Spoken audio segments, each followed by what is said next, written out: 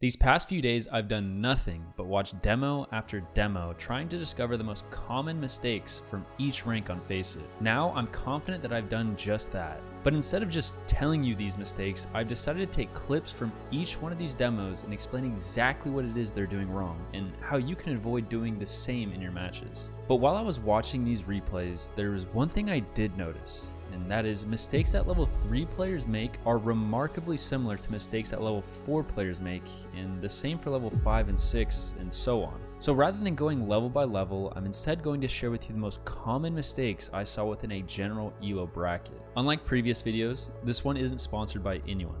Instead, I want to share with you the glove giveaway that I'll be hosting live once this channel reaches 20,000 subscribers. To be entered to win, be sure to subscribe, like the video, and join the Ride or Die Discord. Right or die, are you the YouTuber or the FPL player? YouTuber, not the FPL guy. Dude, you never added me in a video, bro. What the fuck? Okay, I will next time. Bro, I said, can I be in one of your crazy. YouTube videos? And you Oh, said, dude, yeah, you're in one of my videos right now, dude. Really? I'm just gonna clip it, dude. Hi, Hold on. Mom. And then I added you on Steam and you never accepted, so... Before we get started, I want to quickly add that all these demos are from EU. So, yeah. Anyway, let's get started. The first ELO bracket that we're going to take a look at is low level 1 all the way to level 2. And for those of you that are familiar with this bracket, it may come as no surprise that the most common mistake I saw was people literally not playing the game. Yes, just going AFK. Every demo I watched, there was at least one person that left the match entirely, that or a group of people that would constantly be AFK at the start of every round. So if this is you, do yourself and your teammates a favor and stop queuing FACEIT. Something that was also a common theme towards the lower end of level 1 was some players' inability to counter-strafe or control recoil at all. If these clips remind you of your gameplay, I strongly suggest taking some time to learn how to accurately counter-strafe and also spend time in this workshop map to help calm down your spray. But outside of these two things, what I learned about level 1 and level 2 players is that their utility usage is quite bad. Throughout every match I watched in this ELO, regardless of the player, people were constantly wasting smokes, flashes, and not landing mollies, you name it. This skill is something that is definitely developed over time, but like I've said in previous videos, I find that there's a great benefit from just joining an offline map and not practicing lineups, but just become more familiar with how utility works and how the physics work in CS. The last thing I want to touch on in this ELO bracket is overall mechanics. There were several contacts that I saw that either one or both players with several of their bullets on what seemed to be relatively easy kills. If you've been around the channel for some time now, you know that I'm a big advocate for deathmatching. And if some of these clips remind you of how you play, then I highly recommend joining a Valve DM server and spending time getting comfortable shooting at players. Moving on to levels 3 and 4. Like I mentioned earlier, a lot of the same mistakes that lower levels make still tend to bleed over into the higher ones, but not nearly as frequently. But before I start talking about the main issues I saw in this ELO bracket, I first want to show you a clip from one of the demos I watched on Train. Alright, heading out of T-Con here, the Opera actually picks up a few really nice kills and finds him and his teammate in a 1v2. Once his teammate dies trying to plant in the open, the Opera retrieves the bomb, and instead of just going B where you're going to get a free plant, he decides to just smoke off Z and then walk through the smoke and plant. By the grace of God, he survives this and decides to smoke off behind him in Z, then just plays in the smoke. I'm not exactly sure why this ends up working for him. Obviously, this player's choices would have been exposed by a higher skilled opponent, but nonetheless, it ends up working. This sort of false reinforcement can often lead players in this skill bracket to think that these kinds of plays generally work against all players, when in fact they don't. If the CT he was playing against was a better player, they would have walked towards Ivy after the first kill, then once the smoke lands, either start walking towards Z to retake B, or move towards Pop Dog to do the same. In either situation, the bomb being planted A should prompt the CT to drop their smoke in the bomb, and knowing they're facing an Opera, just stick the defuse. In a lot of words, what I'm trying to say is, a lot of players in this ELO tend to struggle when put in 1v1 or 1v2 situations. Aside from that, what really caught me off guard was economy management and players' decision making when it came down to what they were buying. In this same game, the T's finished the half 9-3. And then after that, they went pistol round on their CT side, which makes the game 10-3. One of their players ends up buying armor and a flashbang, and then kept their USP. If you weren't aware, if the T's get plant off on pistol round, which they did, they will almost always buy in order to break the other team's economy. This is especially true when the team is down 7 rounds. What ends up happening is the CTs lose the next round, and the player who didn't buy in their first gun round ends up buying on their third CT round, which puts everyone else on a different buy. Some players decided to force on their double, while some decided to buy an MP9 with no head armor. By the end of the game, the CTs lose after dropping 8 rounds in a row, while the entire time they can never find themselves on the same buy. The average elo of the lobby was level 3, and I thought this sort of trend would stop once I started reviewing level 4 matches, but that wasn't the case. I feel like I need to warn you before I show you this, because it's actually horrifying. During an Inferno game I reviewed, I noticed something kind of odd when I was watching their overtime. I noticed that on one of the CT rounds, they ended up losing because they didn't have a kit, and the player who didn't have a kit had more than enough money to buy when the round started. Then I started to take a look a little bit closer. During the entire game, and even during match point in overtime, over half the team wouldn't buy kits. There is even a player during the last round of overtime who decided to buy an A1S and head armor, and with $400 left, did not buy a kit. And there's another player who, instead of getting a kit, bought head armor against AKs. Listen, if this is you, stop doing this. Get help. Buy a kit. Okay, with that out of the way, let's move on to the last thing I want to talk about in this ELO bracket, and that is undervaluing your life. A ridiculously common theme I saw in this match was players who would simply run down mid or apps and get owned, round after round. I can't imagine what it must have been like for B players who were playing a retake simulator on Inferno of all maps.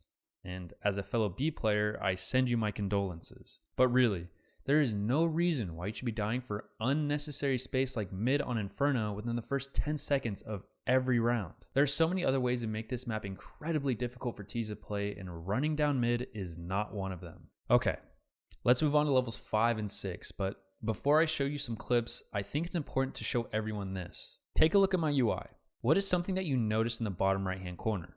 If you said my beautiful minimum wear amphibious gloves, then you're right, but that's not what I'm looking for. What I was looking for was the C4. Believe it or not, when you're carrying the C4, you can actually see it on your screen. And if that wasn't enough, it will actually show you on the mini-map as well. And if someone in spawn drops a C4 to you, it will display a message towards the middle of the screen letting you know that you have the bomb now. And for those of you that made it out of level 1 and aren't AFK at the start of the round, this should be something you don't miss. Okay, jokes aside, I was mind blown when I started seeing just how often players walk around with the bomb seemingly clueless that the entire round is in their hands. How many times has someone in your games, or even yourself, ended up dying with the bomb and completely threw the round away even when you had a man advantage? It's a shit feeling and completely preventable. My advice is to actively think about where the C4 is and remind your teammates to drop the bomb if need be, so you can just drop it somewhere so your team can easily access it. Out of everything I saw in this ELO bracket, this was the most glaring issue. However, outside of that, I noticed a lack of general awareness for the game, whether that be not respecting where the enemy could be or just simply lost on what is going on. There isn't really a way to remedy this, and that is why I also say that playing matches is the best way to develop game sense. And this is mostly what I'm referring to. You kind of have to get burned a few times to respect the stove, so to speak. As in, getting caught off guard multiple times in certain areas is what takes for you to start respecting where the enemy could be and where they can't be. Oh, and one more thing. For whatever reason, I started to notice players in this ELO starting to run the clock out on T side, which sometimes can be a good thing. But if you end up in a situation where you're the last T alive and you're going to lose the round, try and not die after the round ends. Because if you do, there is no round reward. And whatever money you started the round with after you bought is exactly what you're going to start the next round with. There was one specific time I saw a player who ended up killing an opper that was posted market window after losing the round due to time. Even though this player ended up getting the kill, most times you won't. And instead, you'll be starting the next round with pennies and essentially being forced to save 2 rounds in a row. Jumping right into levels 7 and 8, I want to start with an example of something. In this situation, the T is in a 2v1 and no one knows where anyone is at. The CTs decide to double a site, which is where they have the C4 at. Now, obviously, a 2v1 isn't an ideal situation, but usually these kind of rounds are very winnable, especially if the enemy team has no idea on where you are. But what the T does here is a common mistake that a lot of players make, and is something I noticed a lot in this ELO bracket. If you notice, the CT's constantly worried about cave, ramp, and CT, and also any possible timings that they're leaving open. But once the T throws a flash, they instantly know exactly where he is. This round goes from winnable to almost impossible to win. And the higher ELO players you play against, a mistake like this can almost guarantee a round loss. All the CTs have to do now is simply trade each other out or force the T to plant the C4. Another example of this is in a 4v1. The T lurking at A main ends up making a stemp and the donut player ends up hearing him. After this, all the players on the map end up gravitating towards his position, which was previously unknown. I mean, all the players except for Orange over there on B. I'm not quite sure what Orange is doing. Either way, this round is more than likely lost anyway.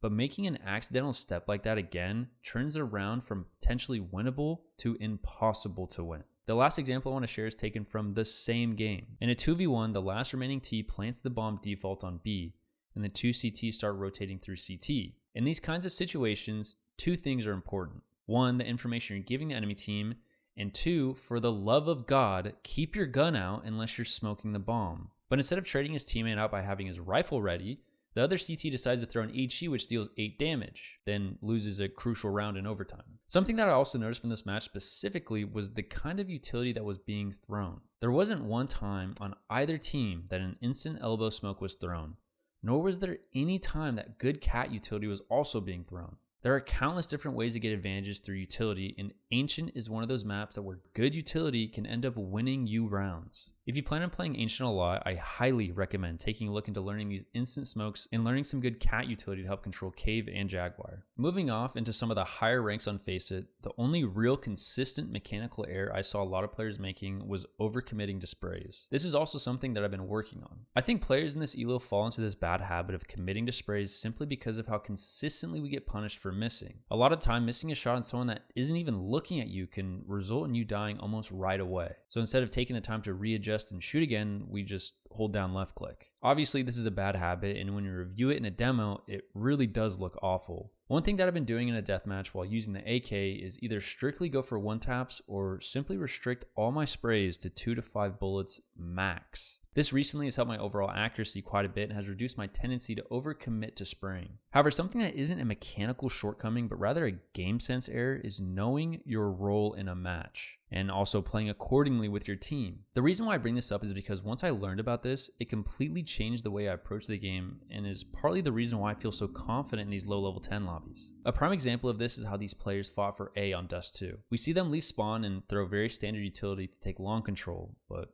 what they do after loses them the round. Once they get long, the rifler decides he wants to move back to ramp to stop A aggression, which in theory isn't necessarily a bad thing, but unless you're always going to be good for 3 in that position, it sort of leaves your team in an even worse disadvantage when you do die. What I'm trying to get at here is, with your team, make a decision on what space it is that you want to fight for. What we end up seeing here is both players end up leaving long, and instead of fighting for cat or long, they both end up just sitting ramp and get killed by the inevitable long flank. This is the sort of thing that is something that happens in all ranks, but you end up seeing it far less the higher elo you move up, and especially if you watch high elo pugs on Faceit or pro matches. Another thing I want to talk about is also knowing your role during a round.